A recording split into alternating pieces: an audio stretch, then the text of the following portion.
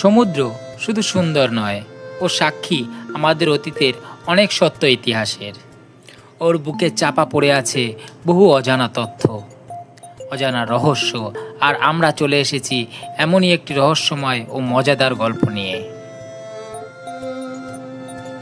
নমস্কার বন্ধুরা, আমি পার্থ, আর তোমরা দেখছো তোমাদের সকলের প্রিয় YouTube channel beauty of nature. তোমাদেরকে আবারও স্বাগত জানাই বিউটি অফ নেচারের আজকের ব্লগে।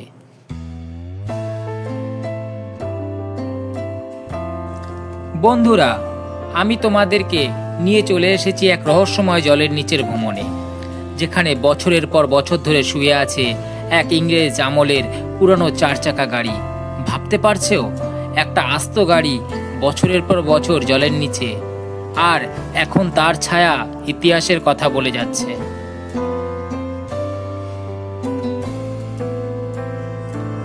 এই গাড়িটা ইংরেজদের সময়কার, ব্রিটিশ রাজে ব্যবহৃত হতো রাজকীয় যাতায়াতের জন্য।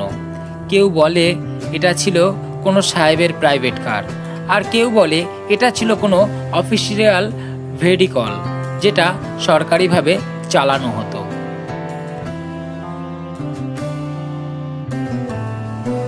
কিন্তু প্রশ্ন হলো, এত বড় গাড়ি জলের নিচে এলো কিভাবে?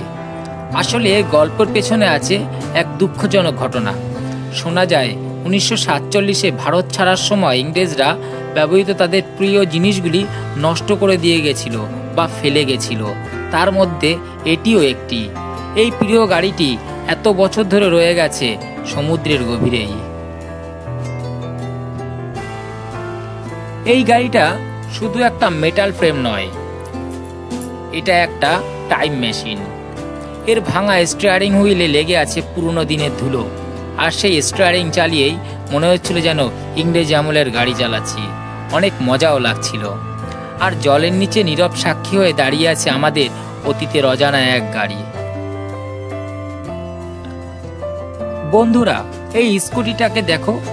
জানি না এটাও ইংরেজ আমলের কিনা, কিন্তু এটা শিওর এটা অনেক বছর ধরে রয়েছে জলের তলায়। কিন্তু অবাক করা বিষয় হচ্ছে, সমুদ্রের এত দূরে কারা ফেলে গেল স্কুটিটি?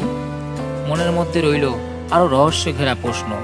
তোমাদের কি মনে হয় এই স্কুটি কারা বা কেন ফেলে গেছে?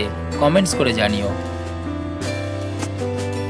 বন্ধুরা, এরকম আরো অনেক রহস্য লুকিয়ে আছে আমাদের দেশের জল, মাটি ও পাহাড়ের কোণে। সেই সব গল্প নিয়ে আবারও আসবো নতুন ভিডিওতে।